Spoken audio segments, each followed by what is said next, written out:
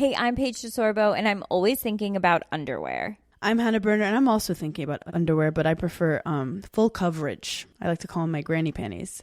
Actually, I never think about underwear. That's the magic of Tommy John. Same. They're so light and so comfy, and if it's not comfortable, I'm not wearing it. And the bras, soft, supportive, and actually breathable. Yes, Lord knows the girls need to breathe. Also, I need my PJs to breathe and be buttery soft and stretchy enough for my dramatic tossing and turning at night. That's why I live in my Tommy John pajamas. Plus, they're so cute because they fit perfectly. Put yourself on to Tommy John. Upgrade your drawer with Tommy John. Save 25% for a limited time at TommyJohn.com/comfort. See site for details. Popsicles, sprinklers, a cool breeze. Talk about refreshing. You know what else is refreshing this summer? A brand new phone with Verizon. Yep, get a new phone on any plan with Select Phone Trade-in and My Plan. And lock down a low price for 3 years on any plan with My Plan. This is a deal for everyone, whether you're a new or existing customer. Swing by Verizon today for our best phone deals. 3-year price guarantee applies to then current base monthly rate only. Additional terms and conditions apply for all offers. If this back-to-school season, talking to your teenager sounds like this. With Boost Mobile, make it sound like this. Come to your Boost store, get a line, and take home a tablet for only $99.99. Perfect for staying connected and studying anywhere. They're happy, and you save. Visit your nearest Boost store. Requires ID verification. New $20 per month tablet plan and $35 device setup fee. Taxes extra. Super real.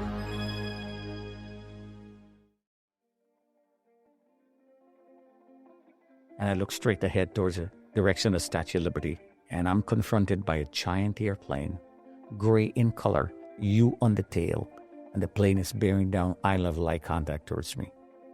Oh my gosh. Straight towards me. And it's happening in slow motion. And as the plane is coming towards me, closer and closer, I can hear that revving sound that the engine is making. And I dove onto the desk. And with the most thunderous sound, the plane crashed into the building on my floor. And that giant ball of fire was all around me. The floor above me collapsed and was hovering right over the desk. And I'm like, I'm going to die. One way or the other, I'm dead. Hey, I'm Julian Morgans, and you're listening to What It Was Like, the show that asks people who have lived through big, dramatic events what it was like.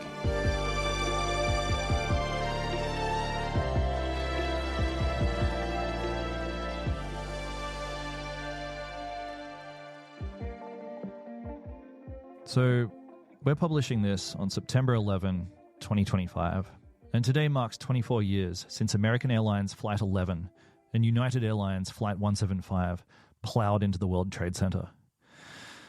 And then American Airlines Flight 77 struck the Pentagon, and a fourth plane, United 93, went down in a Pennsylvania field. You might remember all of this, and it was a surreal, tragic moment in world history. And I think it's something that now feels almost impossible. You know, the towers collapsed. Thousands died. And in the years that have followed, wars have been fought and geopolitics have been moved around the board. And it's an event that really changed the lives of millions. Possibly even billions. But for the people inside those planes and inside those buildings, this has never become an abstract piece of history. It's still very real. Which brings me to my guest today. His name is Stanley Praimnath. And on the morning of September 11, 2001, he was on the very top floor of the World Trade Center South Tower. And he looked out the window and saw the second plane heading straight for him. And he dove under his desk, and somehow, against impossible odds, he survived. And what makes Stanley's story even wilder is that he's one of just a tiny number of people who made it down from or above the impact zone. So across both towers, nearly everyone who was trapped at or above the crash sites died. Except for in the South Tower, because in the South Tower, just one stairwell called Stairwell A, it remained partially intact. All of the stairs on the North Tower, they were all severed when the plane ran through them. But in the South Tower, there was stairwell A. Now, 18 people, just 18, managed to find this staircase, and Stanley was one of them. And it's a detail that I think is worth sitting with, because one stairwell out of many survived, and only a handful of people found it.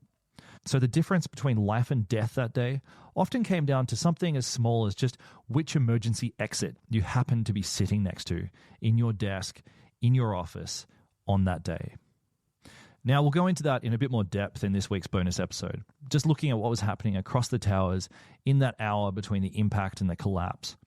Because naturally, with the benefit of years of investigation, we can now trace minute by minute what worked, what failed, and what decisions shaped survival. I'm actually going to sit down with an expert to unpack all of that from a bird's eye view. It's really interesting. But for now, here's what it was like to be at the very top of the South Tower on September the 11th, 2001, and somehow make it out alive. Here is Stanley Praimnath. Stanley, welcome to the show. Thank you. So we're here to talk about 9/11, but you actually worked at the World Trade Center for a long time. That's correct. Uh-huh. And I'm curious because I know that in 1993 there was an earlier attack. Some people parked a truck full of explosives in the car park, and you were there for that. And I'd love to start the story just by getting a bit of a taste of that story. I remember that day very, very clearly because my supervisor at the time and I were having lunch, and we were sitting across each other from the table. And it was maybe about 1 o'clock or thereabout. A man went, parked 1,200 pounds of explosive in a white pickup truck in the basement level of the building, walks away, presses the remote control, boom, and it exploded. And within seconds, the building shook, the lights went out, and the smoke rose from the vents, and all hell broke loose. The crazy thing is, I was a fire warden for my floor, and all the protocols we had, nothing worked. Instead of drop, roll, go to lower floors, as the smoke rose, they sent up to higher floors, and we found ourselves on the 83rd floor. And the next day I got home at 2 o'clock in the morning. My wife thought I died. So that's my first dealt with that World Trade Center fear and explosion and burning and all that good stuff. all that I swore good stuff. to God that I'm not going to go back. Yeah. I said I'm not going to go back to work there. Okay. But our first child, Stephanie, was born in 1993. She was born in January. So, less than 1 month, the accident happened. And I'm like, no, got no choice. Went back to work. And here I am. Did you feel like the World Trade Center, as this kind of epicenter of economic activity and in New York, did you just feel like it was a bit of a vulnerable target? Was that your fear? I always felt that the World Trade Center was a target. I always felt in my heart. The bad guys would come, they would cause some trouble, they would come back again. I don't know when it was going to happen. I don't have a clue what was going to happen, but I just know they will try again. And they did. Yeah, they certainly did. Yeah. Can you tell me a little bit about your work? So you're going back to this office, you've got views across the entire world, really. But what were you doing on a day-to-day basis? I worked for a Japanese bank. They called it Fuji Bank Limited. I worked on the South Tower on the 81st floor. I helped to run their global operation. We were the number 3 financial institution in the world. And half of the world never heard about Fuji Bank Limited. And I worked there as an assistant vice president in their loans department. I liked what I did. It was a high-pressure job, lots of moving parts, and they loved me. They treated me well, took care of me, and I gave my best.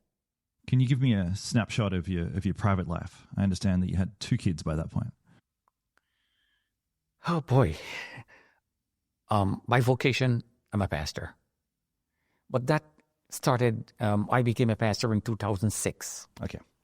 I got married to the preacher man's daughter. Hmm. And we got married in 89, so 37 years ago we got married. 2 children, 2 grandchildren. And today there's an empty nest. Our little one got married just about 2 weeks ago. Congratulations. So freedom came. Yeah. You completed, really, the game of life. Yes. But I'm going to go for a segue here. But it was pretty dicey there for a while. It looked like you weren't going to just clock it. It looked like you weren't going to have such a glorious extended life. I want to take this back to 2001. Can you tell me about waking up that morning? Did you have any strange feeling, or were you stressed about work? What was the mood? 2001, the day when I thought I would never see the light of another day. Regular, average day. I was off on that Monday. So on the Tuesday morning, I got up, nice, bright day, September 11. And I'm praying in my heart the same prayer that I carried for many, many years. Lord, cover me and all my loved ones under your precious blood. Take us to work and bring us back home in peace and safety. That's all I'm saying over and over and over. But that's the same prayer I carried every day. So it wasn't like something different. So it was nothing abnormal. And I'm telling her, I'm going to wear my lucky shoe and go to work today. And she says, no, Stan, that's an ugly pair of shoe. And I said, yes, I'm going to wear that shoe. And thank God I wore that shoe. I got dressed, picked up my little old car, and I would drive from where we lived to the borough of Queens, park up, take the A train, and go to work, the letter A. I did that because I didn't want to take the Long Island Railroad, which was more expensive. So I went the cheaper route. However, it would take me close to 3 hours one way to get to work. But that was September 11th. That's how that day started. Briefcase in my hand, jump in my little car. I drove through traffic and hope I find a parking someplace, jump in the train, and I would go. That's how I started that day. I find it kind of spooky just how quiet and normal and just average these wild stories. They always seem to just start with such a mundane beginning. You don't have any idea what's going to happen. Your focus that morning is on which shoes you're going to wear. That's the kind of like emotional apex of the morning. And then yet, in a few hours from now, you're just going to be in a life and death crisis situation. It's I don't know. There's a disconnect there. It's so bizarre. Absolutely. Yeah. Okay. Didn't know. Had I known that something like this would have happened, I probably would not have gone to work. It would have probably would have just stayed in bed all day. It would have been insane to go to work. You'd have to be a real masochist to go to work. So tell me about getting to the office. Do you make a cup of coffee? Do you sit down? What's happening? All right, so I took the A train. I got to work. I worked on the 81st floor. Right there in the lobby of the building, there was a Ben & Jerry's store, and they also sold raisin bagel. So I walked in there, and I told the lady to give me a raisin bagel, toasted raisin bagel butter, and a cup of coffee. She put it all in a brown bag, briefcase in one hand, brown bag in another one, pushes the button. I'm in the express elevator, and that would take me less than 45 seconds to go to the 88th floor. Wow. So your ears would pop. I would get there. Yeah, it's like you're zoomed up. Yeah. And I walk across the hallway, took the local elevator, and went to the 81st floor. Everything is normal. Apparently, I was in the elevator going up when the first plane hit the first building. So I did not hear anything of the impact. Wow. Our building, the South Tower, that is, World Trade Center 2, I worked on the south side of the South building. So the elevator that I took was on the north side. So I walked all the way down the hallway, the corridor, that is, and I got to this huge glass enclosed office. Other people shared that office with me. I walked in the office and a young lady was making copies at a copier, Delise Soriano. So part of the staff was relocated in the North Tower. And I had 2 desks, one where the phone was and the other one where I'll be sitting on, because there are a lot of rearrangement going on. Where I sat in the office, if I was to look an angle to my right, I would have seen part of the North Tower. The extreme right, I would see Jersey City overlooking the Hudson. South, I would see the Statue of Liberty. And if I look an angle here to my left, I could have seen part of the Brooklyn Bridge. Spectacular view. Yeah. The phone rang. Put down my briefcase and my coffee with a bagel on top of the desk. The phone rang, pick it up. My mother is on the phone. Stan, are you okay? I'm fine. My brother Steve, Paul, Bill, are you okay? Okay, yeah. I'm saying to myself, there's got to be a lot of love here. These people are calling me before 9 o'clock, and sometime months will pass, nobody will call me. So I assured them they were okay, but they were watching TV, probably at home, or they heard the news, and the first plane hit the first building, so they knew something was wrong. But up to this point, nobody said a word to me. And the girl who was making copies at the copier, she apparently didn't hear anything. My God. The building are all soundproof, so what is happening outside you can't hear inside. Yeah. So I hung up the phone. And as I'm walking towards my desk now to put my briefcase and my bag down, where I'm going to be sitting, at the corner of my eyes, I can see like chunks of fireballs falling from the sky. So I walk close and went to the huge panes of window, and I start looking up because the first plane had hit way up the building. Right. So I'm looking up, and I call out to Delise. I says, Delise, come, take a look. So we're watching, and we're seeing chunks of fireballs falling down.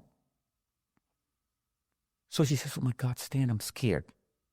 So I ran back to the phone, pick up the phone, I'm dialing my boss, Peter Del Grasso. Pete's on, pick up. No response. I'm calling his boss, Bob Militaglio.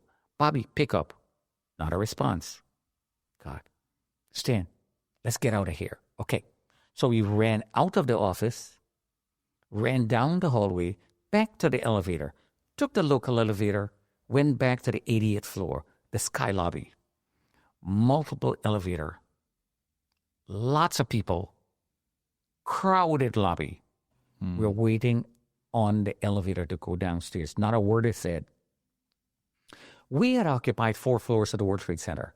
79, 80, 81, 82. 4 floors. We stood up there. All the big shots are right there. Nobody's saying anything. The doors open up. I stepped in. All the people stepped in. The door closed. We went down. The doors open on both sides of the elevator. So when we went down, the door is going to open now in front of me. I stepped out. The security guard says, where are you going? I said, I'm going home. I saw fireballs coming down from the first building. Your building is safe, is secured. Go back to your office. What? Why? The intercom, you can hear the loudspeakers, the intercom. Your building is safe, is secured. Go back to your office. Over and over and over to the intercom system. What was the motivation there? Who was running that? Why did they want people to go back? I asked the Secret Service that question.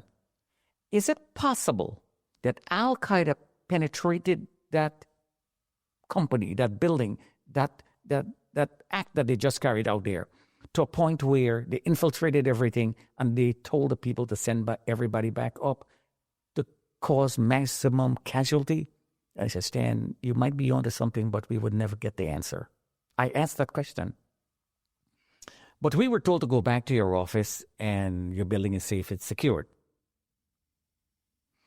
The question is, what do you do when all your bosses are in an elevator, nobody's coming out and you're alone standing there? Do you go home? Do you go back in that elevator? And there's a turnstile right in front to exit to go home. Yeah, this is a real And Delise quandary. stepped out. Correct. It is. You're in the horns of dilemma there. Yeah. And Delise stepped out and said, Stan, I want to go home. Well, take the rest of the day off. Go. Stan, how can you do something like that in a time like now? We have an operation to run. No. I'm running the operation. She is going home. Good. I've never, in all my life, spoken to people like that. But I felt the need at that moment to say what I said. And she walks away. And as she's walking away, she's turning back, looking at me like, oh, my God, I got this man into trouble. Go. And she's gone. And that was probably the best decision I ever made in my entire life. She's gone. The door is trying to close. Jack Andriacchio is leaning against one side of the door. Manny Gomez is leaning on the other side of the door. Come on, Stan, the man, you're not scared to go back up. And I'm still not sure what I should be scared about. I don't know. Come on, Stan, we don't have all day here. Packed elevator. And half-heartedly, as I'm stepping back in that elevator, with that split second, I'm reliving 1993. And I got back in that elevator. The door closed, and I can still remember this young lady, Alicia Levin, God rest her soul. She's looking at me smiling. Never realized that I would never see that smile again. And Kawauchi, he had his sweater tucked in his khakis, and I says, come on, man, it's a warm day, take that thing off. And I can hear the comment, only Stan can do this. I've worked a long time there with these folks. We were more like a family than employer-employee. Yeah. And I never thought I would never see these people again. And the elevator went up. We went to the sky lobby. Some people got out and went to the 80th floor, took the local elevator and went to the 81st floor. Oh, God. And I walked back into the office and the phone rang again. And a young lady from Chicago, she is calling. And this is what she says when I pick up the phone. Get out. Stan, get out. Get out for what? Stan, you're not logged on. You're not watching the monitor. You're not listening to the TV. What do you do? Stan, go. We don't have time. You got to tell me why. I'm a logical-minded person. Tell me why, and I'll go. But up to now, nobody told me what is happening. Oh, God, Stan, we don't have time. Go. She's in Chicago.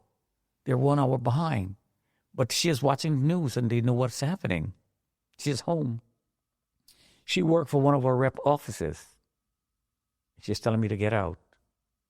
And I still don't have a clue why I should. So I stood up on my phone, and I'm watching in no particular direction. And something says, look up. And I look straight ahead towards the direction of Statue of Liberty. And I'm confronted by a giant airplane, gray in color, U on the tail, and the plane is bearing down eye-level eye contact towards me. Oh, my gosh. Straight towards me. I'm kind of hypnotized and mesmerized and awe and kind of like, oh, my God, what is happening? I didn't know how to react.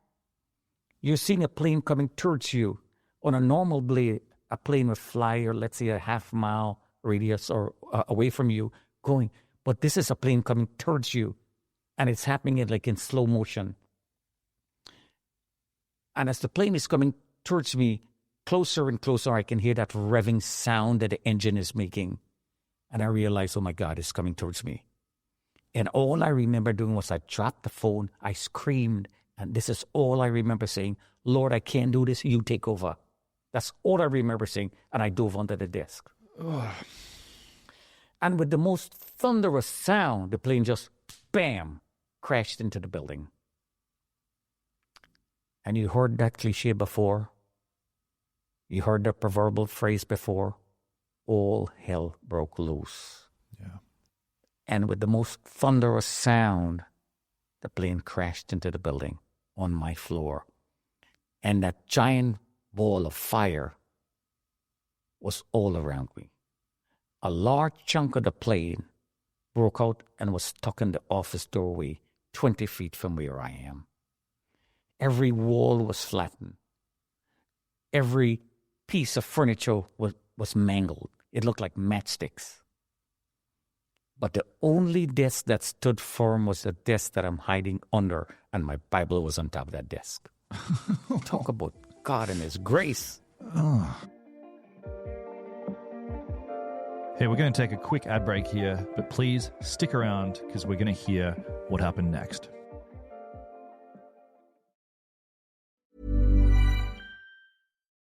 Popsicles, sprinklers, a cool breeze. Talk about refreshing. You know what else is refreshing this summer? A brand new phone with Verizon. Yep, get a new phone on any plan with Select Phone Trade-in and My Plan. And lock down a low price for 3 years on any plan with My Plan. This is a deal for everyone, whether you're a new or existing customer. Swing by Verizon today for our best phone deals. 3-year price guarantee applies to then current base monthly rate only. Additional terms and conditions apply for all offers. Only Boost Mobile. Boost Mobile. We'll give you a free year of service. Free year? When you buy a new 5G phone. New 5G phone? Enough. But I'm your hype man. When you purchase an eligible device, you get $25 off every month for 12 months with credits totaling 1 year of free service. Taxes extra for the device and service plan. Online only. Hey, I'm Paige DeSorbo, and I'm always thinking about underwear. I'm Hannah Berner, and I'm also thinking about underwear, but I prefer full coverage. I like to call them my granny panties. Actually, I never think about underwear. That's the magic of Tommy John. Same. They're so light and so comfy, and if it's not comfortable, I'm not wearing it. And the bras, soft, supportive, and actually breathable. Yes, Lord knows the girls need to breathe. Also, I need my PJs to breathe and be buttery soft and stretchy enough for my dramatic tossing and turning at night. That's why I live in my Tommy John pajamas. Plus, they're so cute because they fit perfectly. Put yourself on to Tommy John. Upgrade your drawer with Tommy John. Save 25% for a limited time at TommyJohn.com/comfort. See site for details. It's that time of year again, back to school season, and Instacart knows that the only thing harder than getting back into the swing of things is getting all the back-to-school supplies, snacks, and essentials you need. So here's your reminder to make your life a little easier this season. Shop favorites from Staples, Best Buy, and Costco, all delivered through Instacart, so that you can get some time back and do whatever it is that you need to get your life back on track. Instacart, we're here.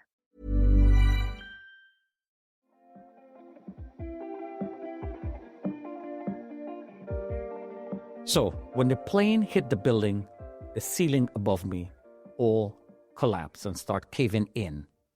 The floor above me collapsed and was hovering right over the desk. And I'm like, I'm going to die. One way or the other, I'm dead. Yeah. I'm going to get burned because there are flames all around me.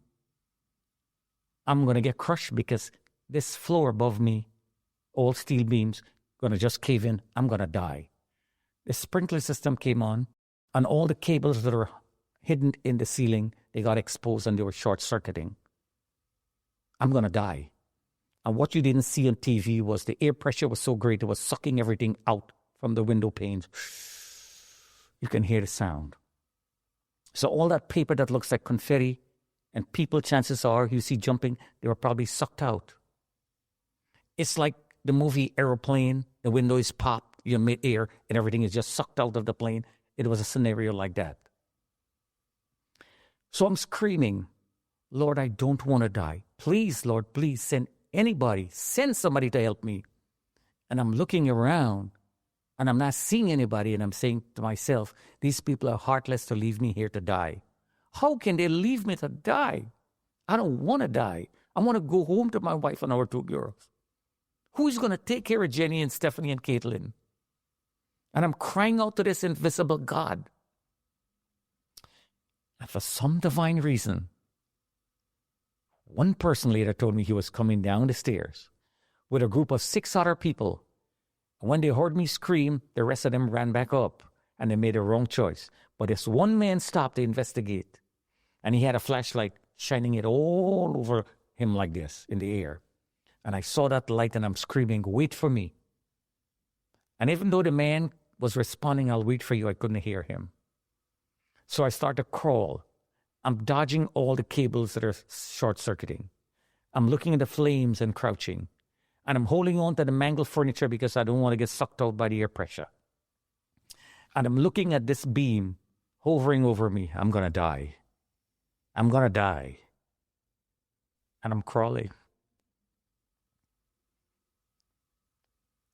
And I crawled the entire length of the loans department to the lounge, in the computer room, in the communication room, and that's the farthest I could have gone. Wow. One lousy drywall stood intact. One wall, 10 feet. Why that one wall? I always ask the Lord. Lord, if you wanted me to die, why not there?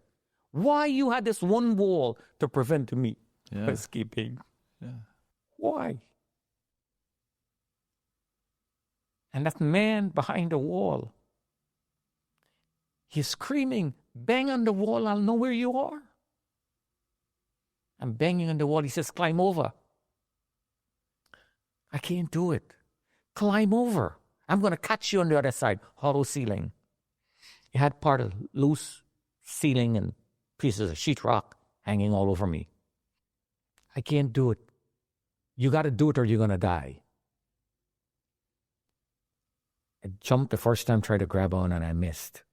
And part of the hanging loose sheetrock caved in, and trying to prevent from hitting my face, I raised up my hand and a black sheetrock screw went straight through my palm. God, I'm in worse shape than before. What happened? Nail pierced my hand. He says, you got to bite it out and try again. I can't do it. You got to think about your family or you're going to die. You got to climb over. And I start playing with this invisible God that I've heard so much about all through the years. Lord, who's going to take care of Jenny? How is she going to make out with these 2 children?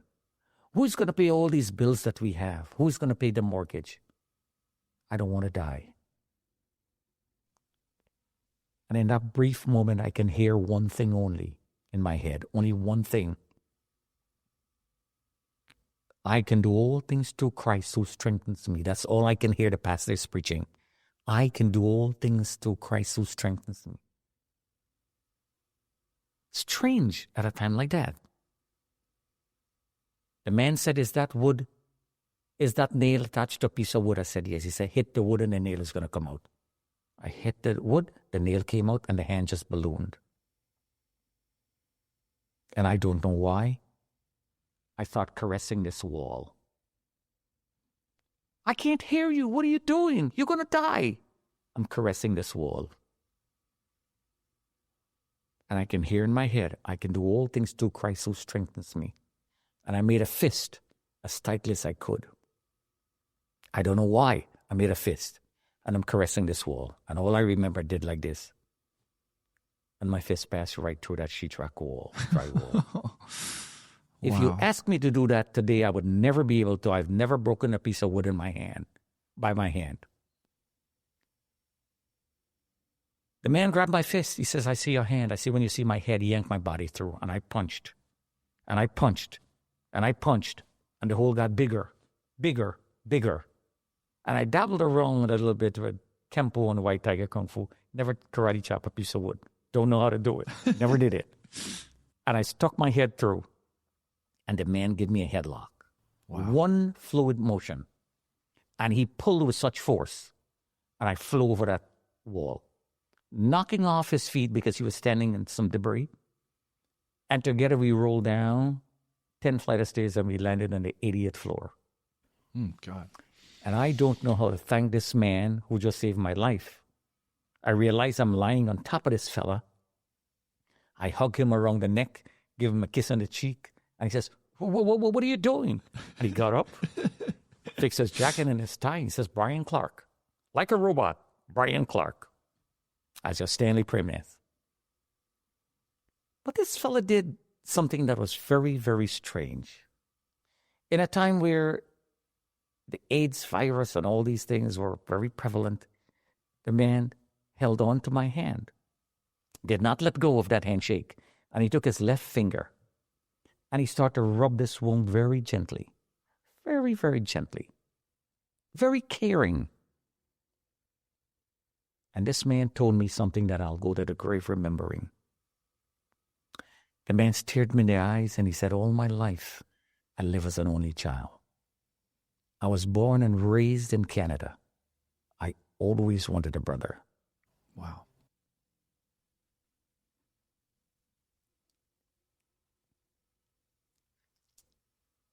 And he said, I find that man today.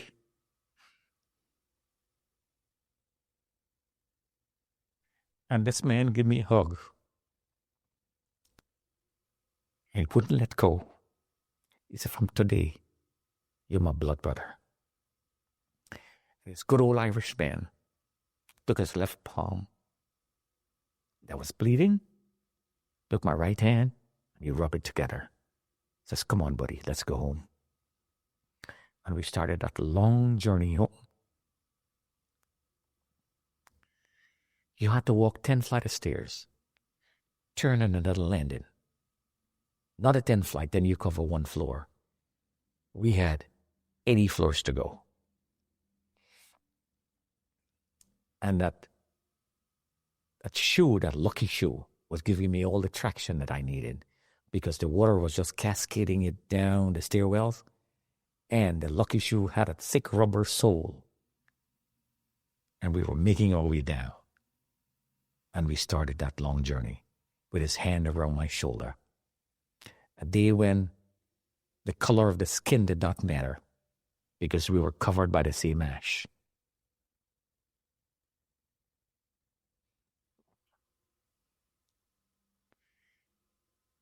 We stopped on the 40-something floor. I couldn't breathe. And I was in the best shape of my life. He stopped, put his hand on the door, opened up. The door was nice and cool in there, brightly lit.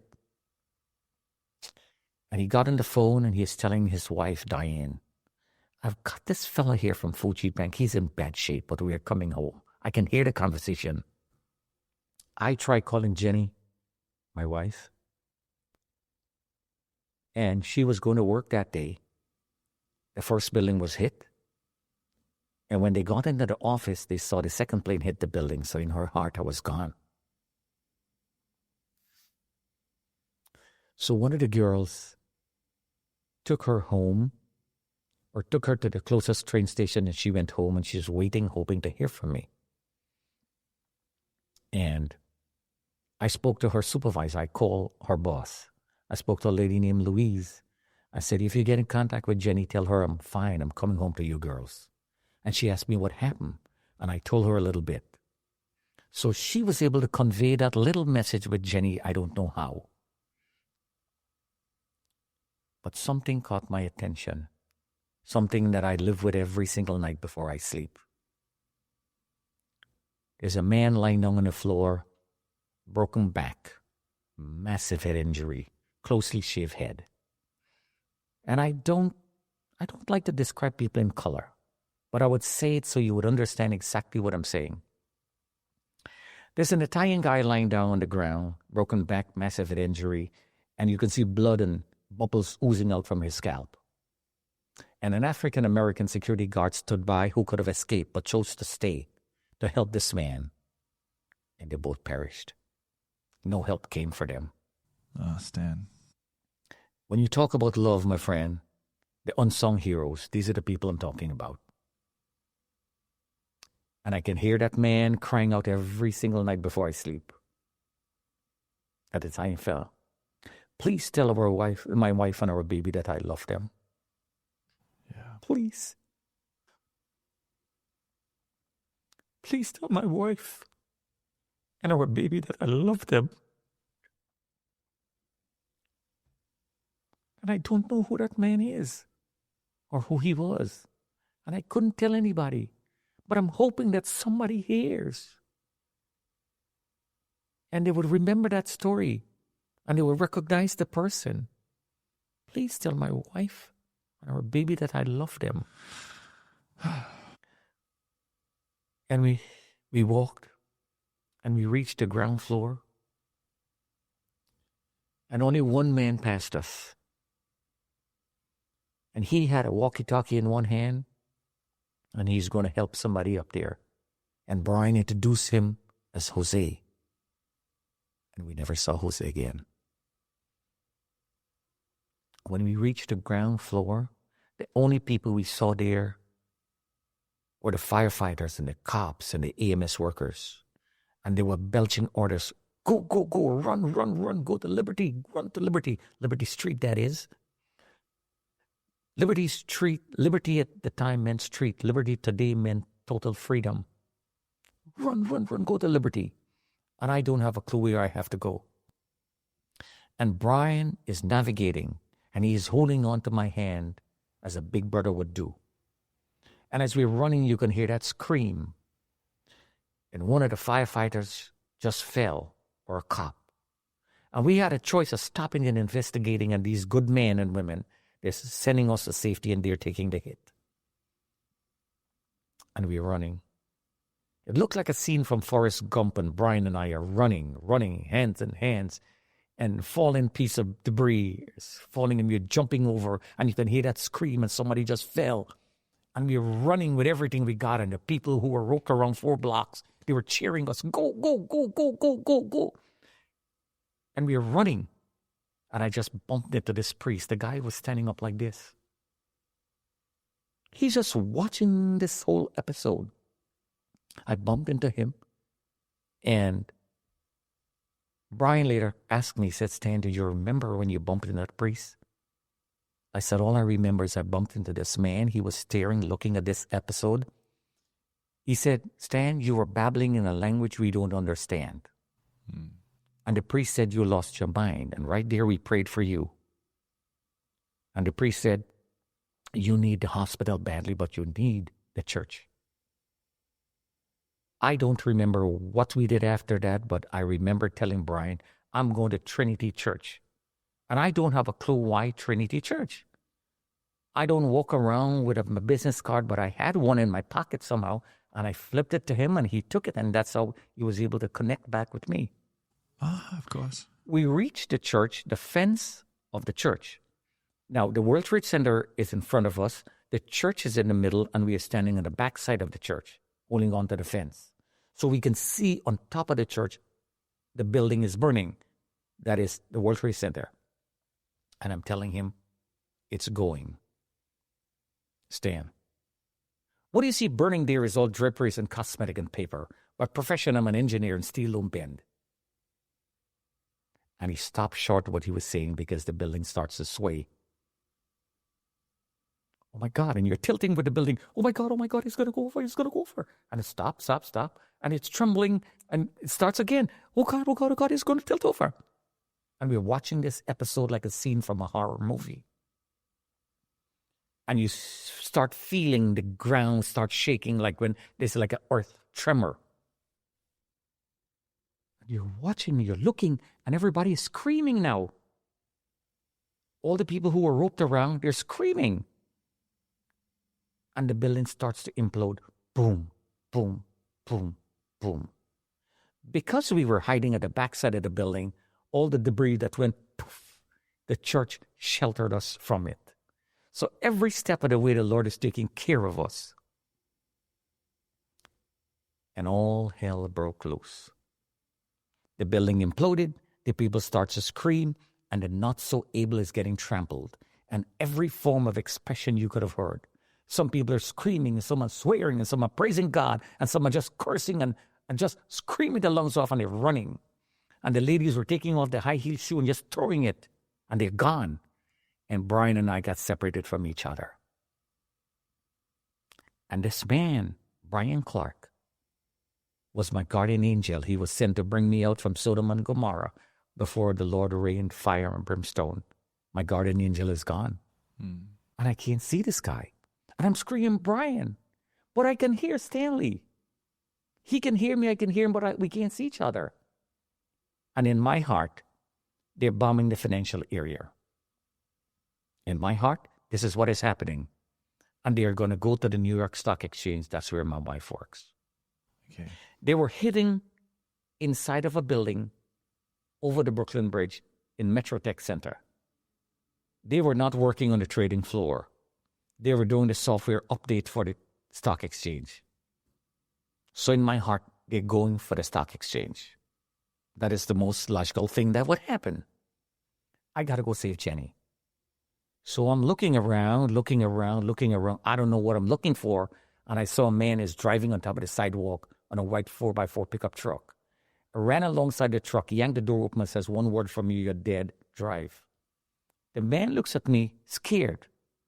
Now, you look at a man like me, I look like a bad guy, especially when I'm covered in blood, black and blue all over. Yeah. My undershirt looks like it came from a shredder. My shirt that I had, white shirt, I took and make a makeshift bandage my leg. My leg was bleeding. So I looked like a bad guy. The chute stood intact. The man reaches on top of the dashboard, pick up a white box of cigarette. He says, "Here, man, have a cigarette." So, I had enough smoke for one day. And he started to laugh. So he's kind of looking at me, and I'm like, yeah, just drive. So where to? Brooklyn Bridge. He reached Brooklyn Bridge, and I yank open the door, jump out, thank you, and I'm gone. Hey, this bit of music means it's time for an ad break, but please don't go anywhere. We'll be right back. Hey, I'm Paige DeSorbo, and I'm always thinking about underwear. I'm Hannah Burner, and I'm also thinking about underwear, but I prefer full coverage. I like to call them my granny panties. Actually, I never think about underwear. That's the magic of Tommy John. Same. They're so light and so comfy, and if it's not comfortable, I'm not wearing it. And the bras, soft, supportive, and actually breathable. Yes, Lord knows the girls need to breathe. Also, I need my PJs to breathe and be buttery soft and stretchy enough for my dramatic tossing and turning at night. That's why I live in my Tommy John pajamas. Plus, they're so cute because they fit perfectly. Put yourself on to Tommy John. Upgrade your drawer with Tommy John. Save 25% for a limited time at TommyJohn.com/comfort. See site for details. When you think about businesses that are selling through the roof, sure, you think about a great product, a cool brand, and brilliant marketing. But an often overlooked secret is actually the businesses behind the business, making selling simple. For millions of businesses, that business is Shopify.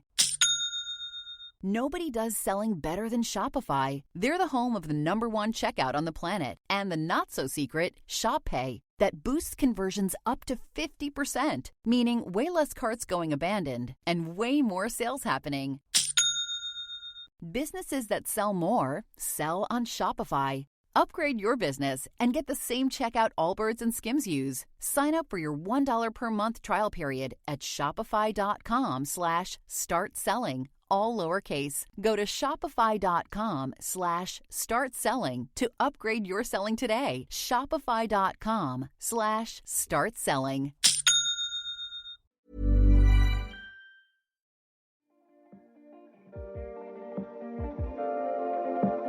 It looks like a scene from one of these action-packed movies. I'm running on top of the Brooklyn Bridge, thousands of people, and I'm pushing people, get away from me, get away from me. And I bump into this big guy, and I'm like, oh my God, Stan, I think you crossed the line. This man is going to kill you now. The man turns around, look at me, and took compassion on me. He said, my name is Albert de Leon. I'm a senior counsel for a French bank. I was in Vietnam. Ask me anything and I'll help you with. I said, I just came out from that building. He says, oh my God, you need the doctor. I said, no.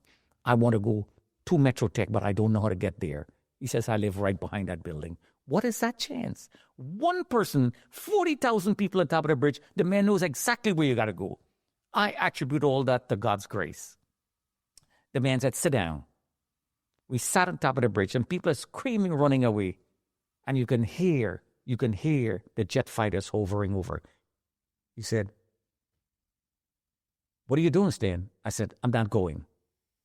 He said, what are you not going for? What's the matter? I said, they hot wired this bridge and everybody's going to die. I'm logical-minded. He says, Stan, no. Listen good. Tell me what you're hearing. I said, that's the F-16s. I said, that is Uncle Sam taking care of business. He said, come on, let's go. Got up, start to run. We're running now. We reached the ramp of the building where my wife works.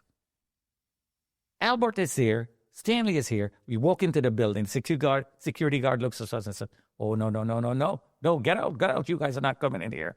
They look at me, profile me, and says, oh, no. All I remember, I saw a guard stick coming down like this in slow motion. And I took a karate stance, and the next thing I know, the guy just flew away.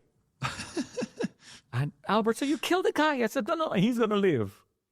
So Albert had his back against mine, and we're looking at these guys encroaching, and Albert is saying, all the man wants to see is Jennifer from the legal department. So the receptionist heard, who was sitting at the front desk, And the next thing I know, I saw this man running, coming towards us, Greg Langan. Not an Irish guy. I had luck with the Irish. Yeah.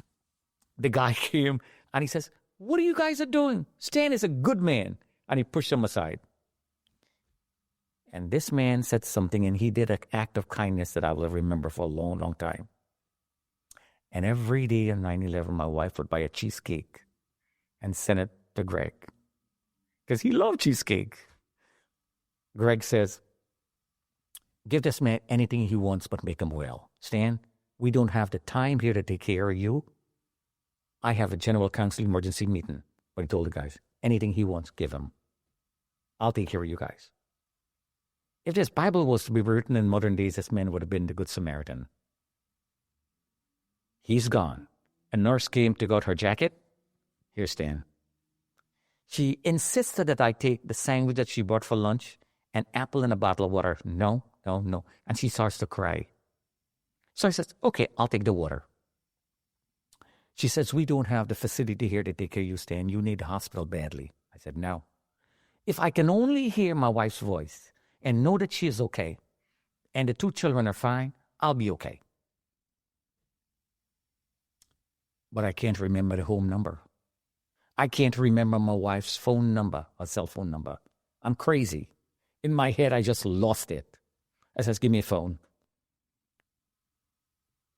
So my right hand is no good. I took a left hand and I'm playing with the numbers.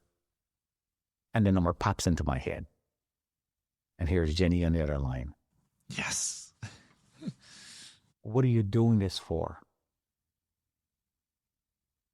Please don't do this to me. Please don't do it. My husband is dead.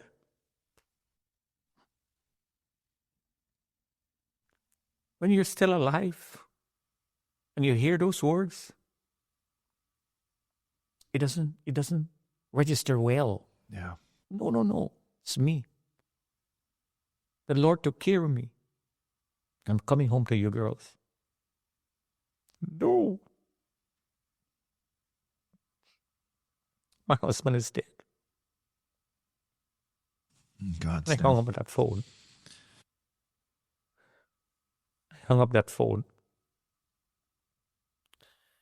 And the nurse said, we can't send you home with a cab because they shut down the parkway. But I'll walk you down the subway. Well, lady, why are you going to walk me down the subway if the subway system is shut down? But I went with her. We stood up there and there's nobody in the platform. But God does wondrous things and miracles do happen. I can't explain this for my life. All of a sudden, an A train, the train that I have to take to go back home, pulls up on the platform. Nobody came out of the train. Nobody got in except me alone. And the nurse could not believe she got her hand in her mouth, covering her mouth. Like, what is happening here? And as soon as I entered that train, the door closed. And she's running alongside the train, waving me goodbye as the train pulled out the platform and is gone. I became like the conductor. Every time the train stops, I'm poking my head out. Nobody's coming in. Nobody's going out. The train stopped where I got to go get my car. Got out of the train. Lefferts Boulevard. Went to the car. Realized that I'm swollen. 75% of my body was black and blue. I'm swollen. Looked like a 300-pounder. I don't know how. A man looks at me. He had a bag of food with him. He recognized me. Oh, my God, Stan, what happened to you? He gave me the food. I said, no, I'm okay. He says, let's go to the office. He was the owner/manager for an Allstate insurance company, and he recognized me. I said, no, I'm okay. So I got in the car. I'm trying to put on the seatbelt. I can't buckle it on because I'm swollen. And I'm scared. I'm like, oh, my God, today I'm going to get a ticket. Never had a ticket in my life. On a day like that, who cares about a ticket? Yeah. And I'm thinking I'm going to get a ticket for not wearing a seatbelt. I tried to buckle it on. I drove like a robot, and I reached home. I got home. Jenny is standing on the on the front steps, on the porch, sort of. Caitlin is on the right hand, Stephanie on the left hand. And she's standing up, holding on to these precious children. Stephanie was 8.5, Caitlin was 4. And all the neighbors, when I stopped there, all ran out. Gigi and Toots and Carolyn and every one of them. Oh my God, thank God you're safe, Stan. Hug me, kiss me, hug me, hug me. I walk up the stairs and I reached for Caitlin, our little daughter. And when that child saw me, she could not recognize me. She's hiding behind my wife. Please don't touch me. You're not my daddy. Man, when you hear those words, you'll never be the same. So I went to hug Stephanie and I hugged that child. She still had the butter knife in one hand. She had a sandwich. And that child looked at me and says, Dad, if you didn't come home, I was going to kill myself.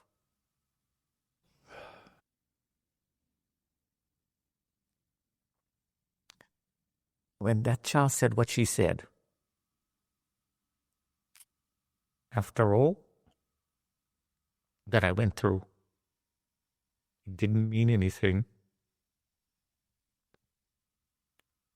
And all I remember, I'm mumbling, and I'm saying to myself, please don't take me to the hospital. If you take me to the hospital, they would never send me home. Take me to Dr. Grant at Elmont Road. He would know what to do.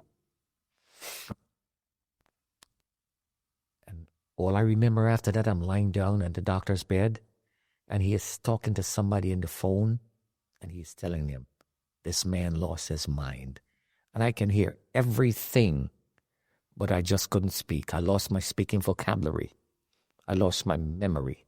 I lost everything. But I can hear he is saying, it may take a day, a week, a month, a year. Eventually he may snap out, but there's no guarantee.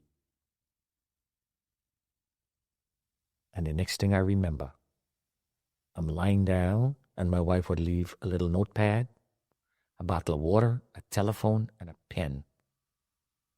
And she says, if you remember everything or something, write it down.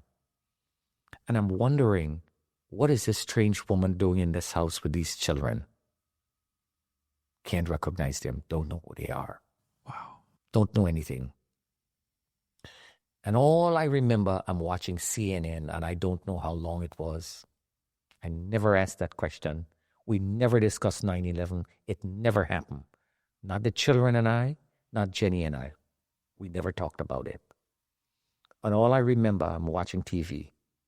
And I can remember the newscaster is saying, 911 is an emergency number. I can hear him saying, and I can hear Pastor Jim is preaching his heart out, my father-in-law, and he's saying, all the answers to life is in the Bible. That's all I can hear. And all I remember saying, Jen, bring me my Bible. That's all I heard. So she gave me the Bible, and I don't know what I'm looking for, but I'm looking for 911. I'm looking for all the answers to life. And the Bible was so old that all the pages, half of the pages are falling apart.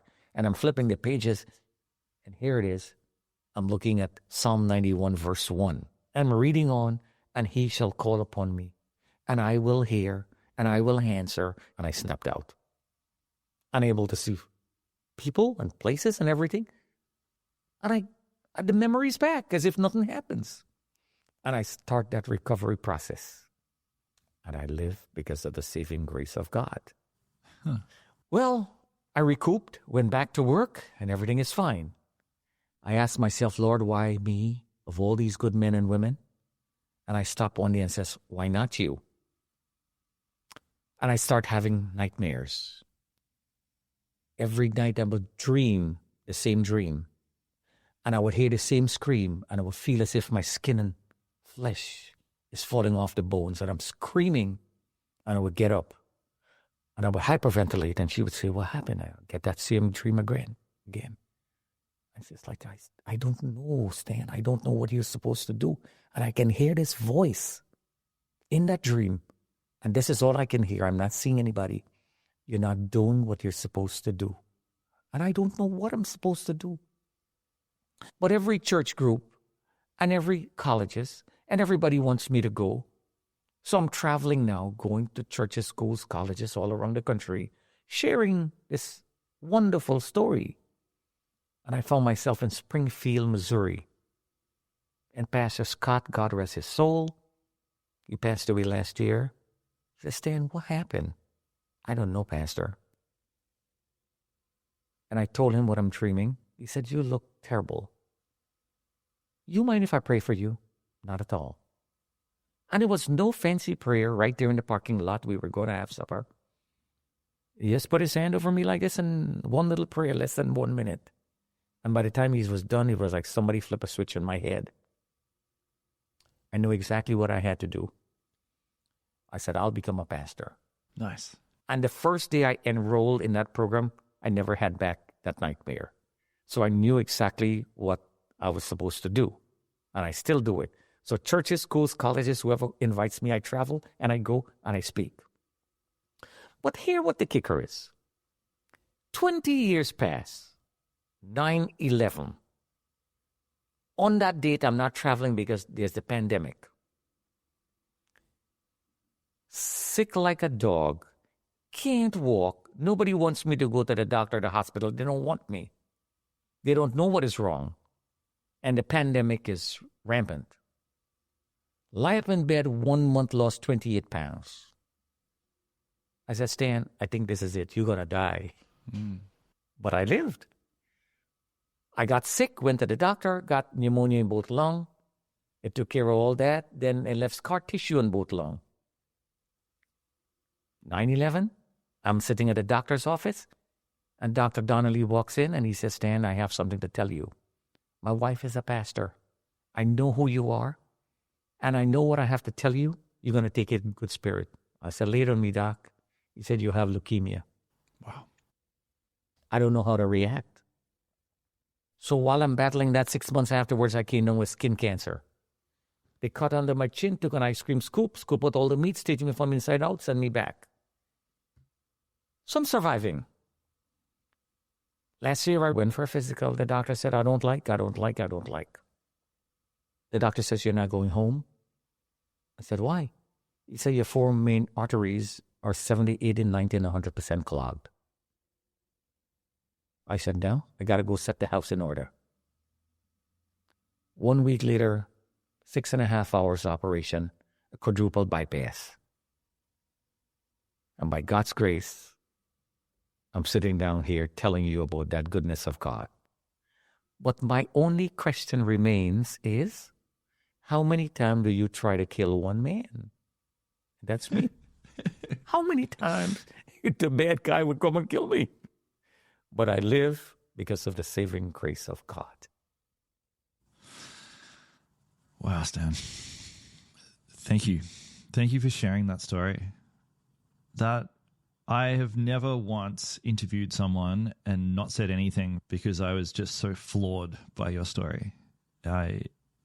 It's beautiful. I'm not even religious. I'm not a believer, to be honest with you. But there's a lot of wild coincidences in that story that I can't explain. You should be dead. The fact that you're not dead, should be dead in itself is a wild coincidence. Yes. It's a wild and that is what I'm battling with. Every person that I've really cared for, they've gone. They're all gone. The only people are my grandchildren, or our grandchildren, my wife and our 2 children. We have a very little family, and I make that my priority. I call our daughters every single night before I go to sleep, and they have to blow me a kiss or they don't go to sleep. And the little ones, I got to make sure I visit them at least twice per week just to see how they're doing.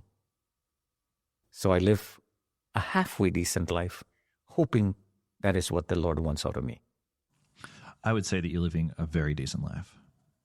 And you've got 2 daughters. I have 1 daughter, but throughout this story, these descriptions of these sort of father-daughter moments, the sort of bit where you show up on your doorstep and your little girl who's, I think you said she was 4, she had a butter knife, and that killed me.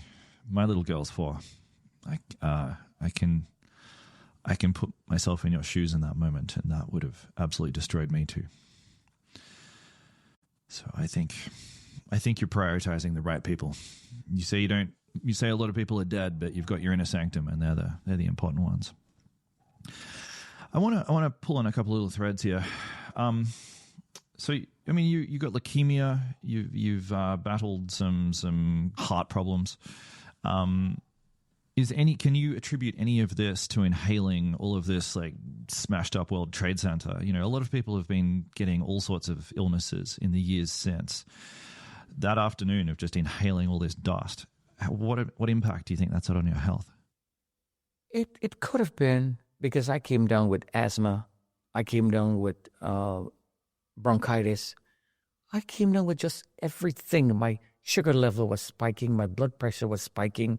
My cholesterol was spiking. I mean, everything that the devil threw at my side, I was able to just brush it off and continue as if nothing happened. To answer the question, if I attributed some of those things with the World Trade Center, I don't know.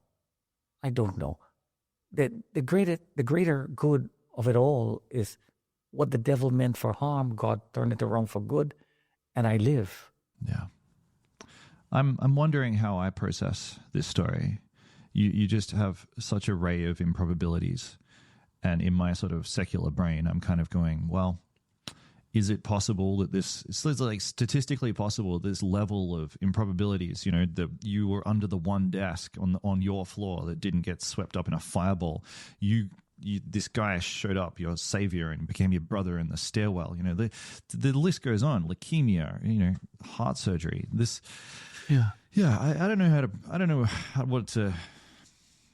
I'm not sure what I'm saying, but I can't make head or tails of it. So I can see.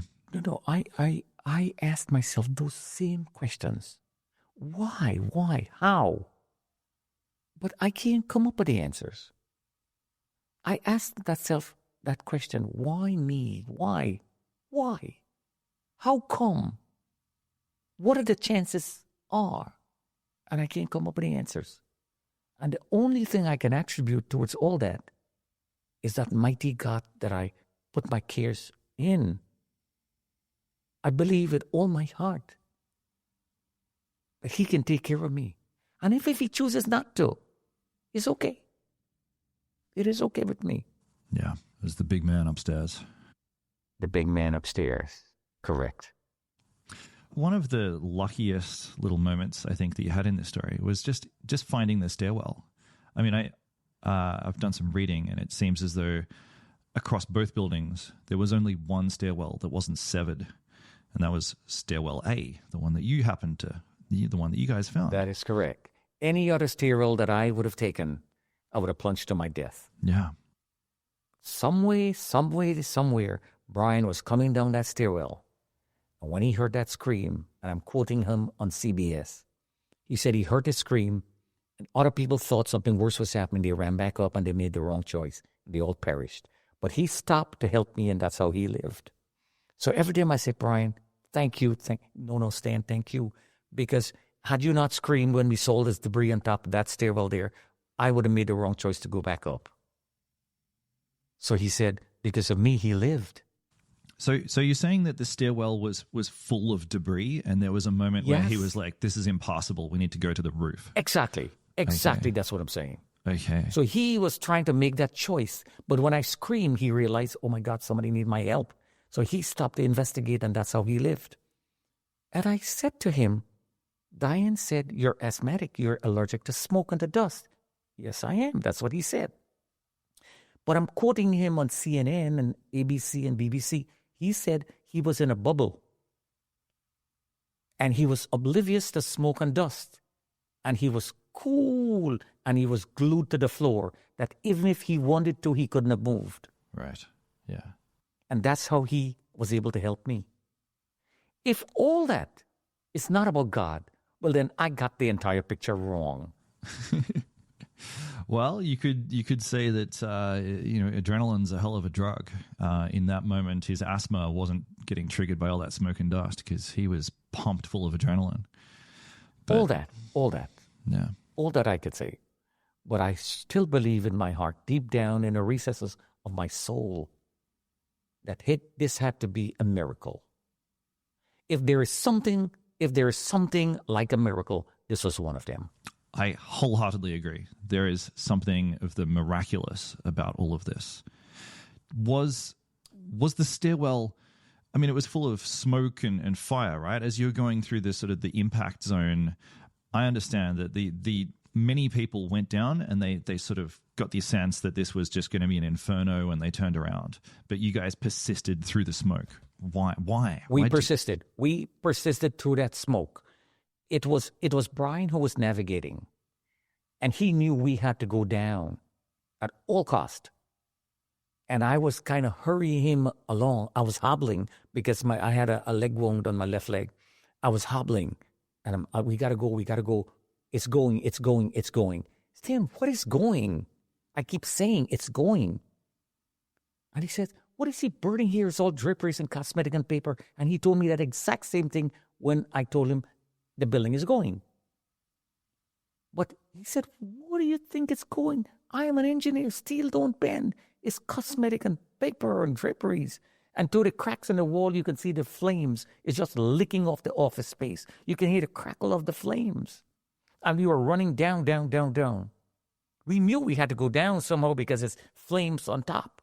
And we were going downstairs. But Brian was the one who was navigating everything. I didn't have a clue where to go and how to do it. It was like I just lost it. I'm a zombie. I'm just running on that adrenaline. I'm going, but I don't know where. It was only when we hit the ground floor then I realized we got to get out of here. And I still didn't know where to go. All I remember saying, I'm going to Trinity Church. And Brian says, I'm coming with you. That's all I remember. I mean, it kind of sounds like you're running on pure emotion. I mean, like, in some ways, you'd argue that you made all the right choices at all the right important junctions. But, I mean, the decision to go to Trinity Church when you've just come out of the bottom of the World Trade Center, it's kind of crazy. But as it turned out, it was the right decision. You were making very emotional choices. If somebody was to ask me why I chose the Trinity Church, I could never answer that question. In my spirit, I have to go there. Why? I don't know. And it was a lucky thing that we held onto the fence of the Trinity Church. So the church was blocking our view from the World Trade Center, just that the Trade Center was higher than it. So everything that went poof when the building imploded, that should have knocked us off our feet, the church took the blunt force of everything.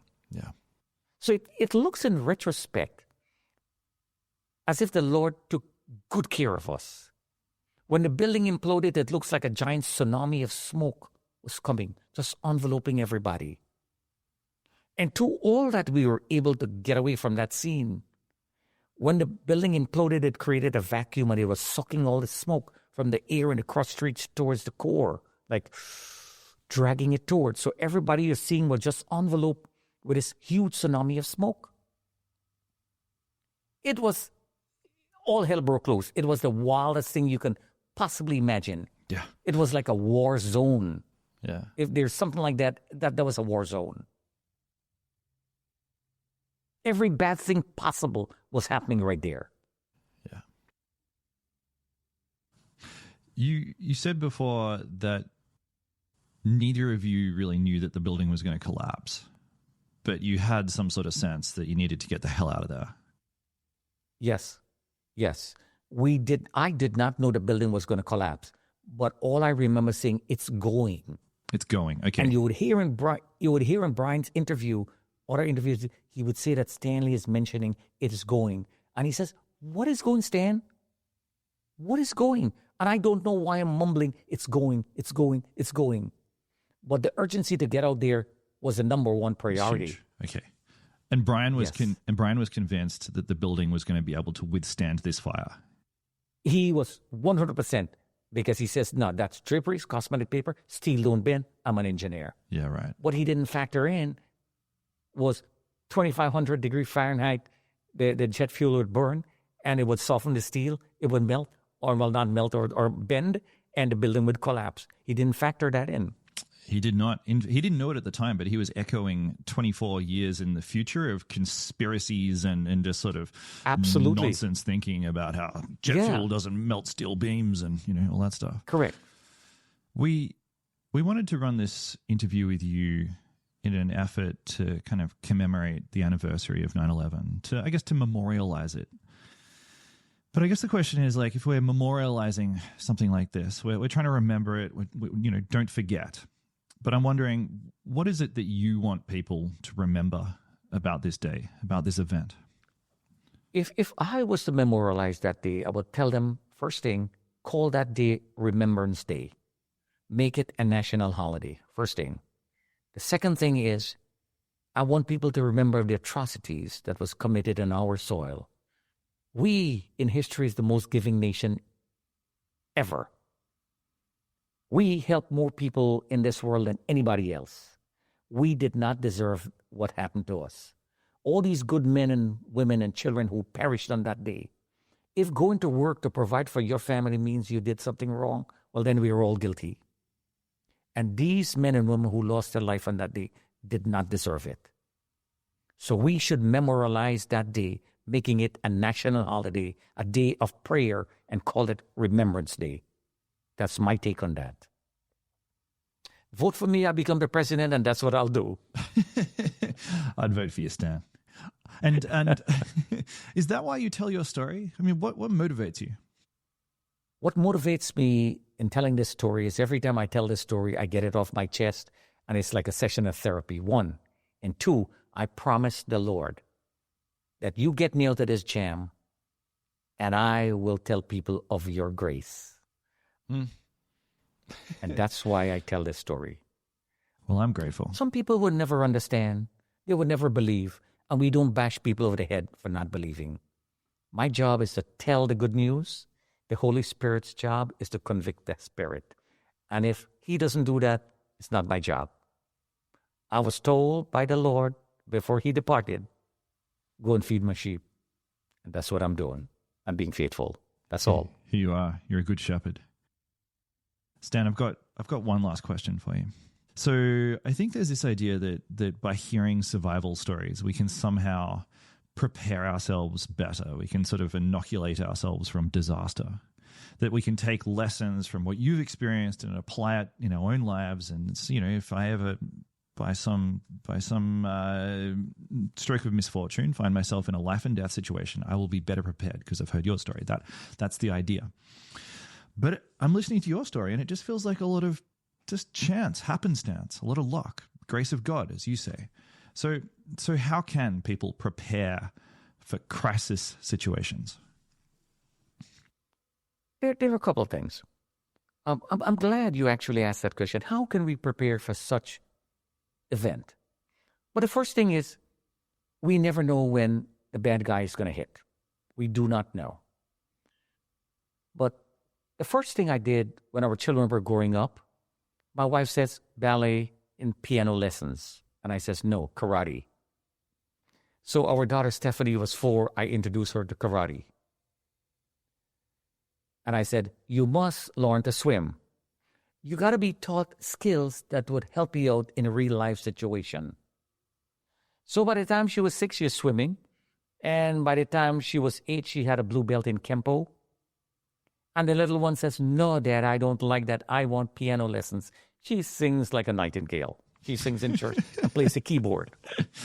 But the more I am able to tell people of this, the more we can prepare, God forbids, something is to happen. Well, if the bad guy comes, what do? You can't fight back because you're fighting with a force. You can't.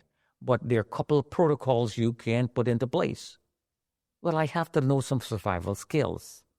Do I have a backpack that I carry with me with a bottle of water and let's say a rag in the event somebody spray some gas, you can wet it, put it against your mouth and your nose. Do you know the drop, roll on the stairs? Do you know how to use a fire extinguisher? You see it in the building, but you never touched it. Yeah, you don't know what to do. Yeah. You don't know how to do it. No. And you're an adult. Have you ever gone and hold a nozzle and tried to pull the pin and see what would happen?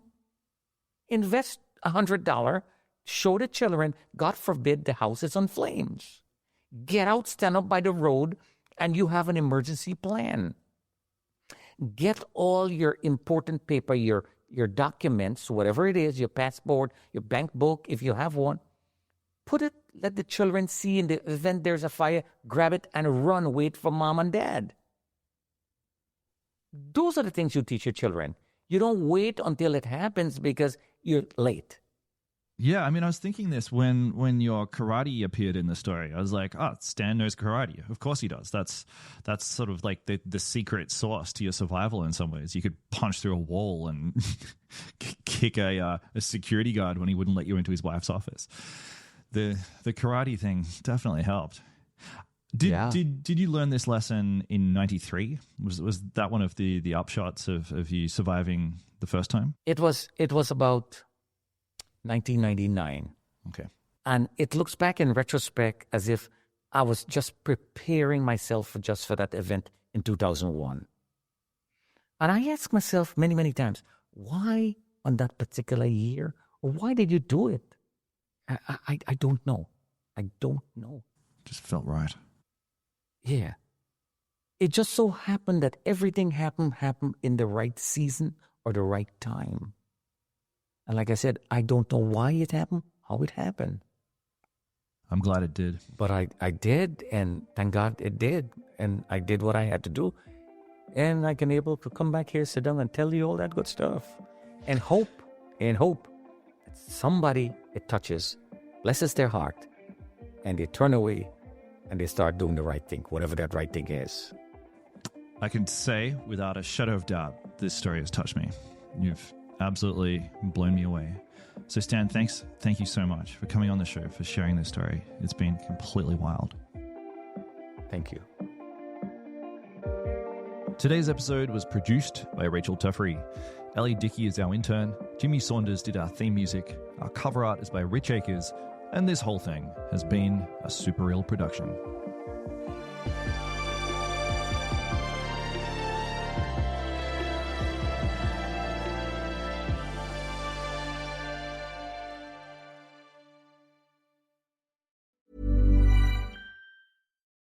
Popsicles, sprinklers, a cool breeze. Talk about refreshing. You know what else is refreshing this summer?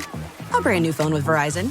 Yep, get a new phone on any plan with Select Phone Trade-in and My Plan. And lock down a low price for 3 years on any plan with My Plan. This is a deal for everyone, whether you're a new or existing customer. Swing by Verizon today for our best phone deals. 3-year price guarantee applies to then current base monthly rate only. Additional terms and conditions apply for all offers.